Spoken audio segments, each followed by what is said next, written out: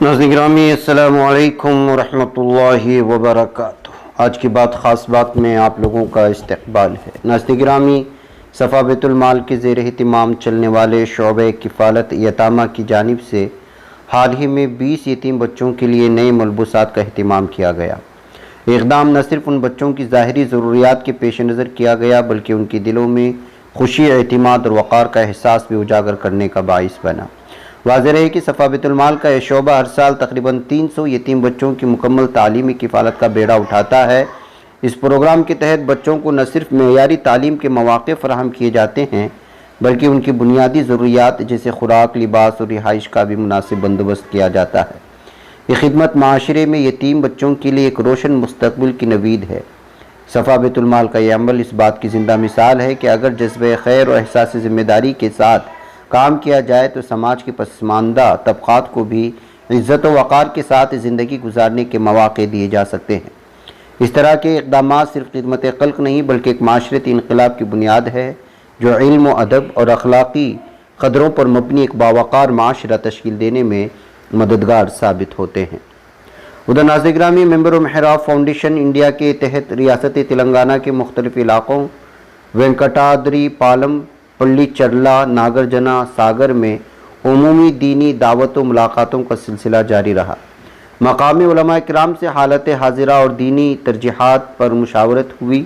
مجلس علمیہ کے زیر اہتمام اساتذہ کے تربیتی پروگرام اور حضرت صدر محترم کی نئی تالیف رفیق حفاظ کا تعارف کرایا گیا، جیسے مولانا ولی اللہ صاحب ناظم مدرسہ مدینۃ العلوم نے پسند فرمایا۔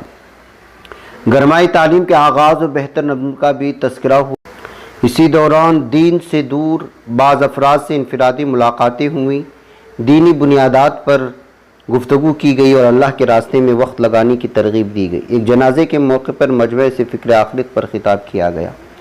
علاوہ ازیں ایک رات دو نو عمر طلباء سے ملاقات ہوئی جو گیم کھیلنے میں مشغول تھے۔ ان کی قرآن خوانی میں پائی جانے والی غلطیوں خصوصاً آیت وَمِن شَرِّ النَّفَّاثَاتِ فِی الْعُقَدِ کی اصلاح کی گئی۔ سیرت نبی صلی اللہ علیہ وسلم کے بنیادی حقائق بتائے گئے اور شرعی سطر کے حوالے سے رہنمائی دی گئی۔ الحمدللہ بچوں نے سیکھنے میں دلچسپی ظاہر کی۔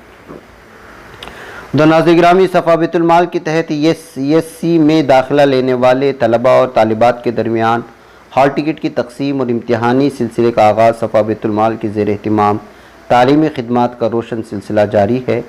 حالیہ اقدام کے تحت ESC میں داخلہ لینے والے 680 طلباء و طالبات کے درمیان ہال ٹکٹس کی تقسیم عمل میں آئی، جس کے ساتھ ہی امتحانات کا مرحلہ بھی باقاعدہ طور پر شروع ہو چکا ہے۔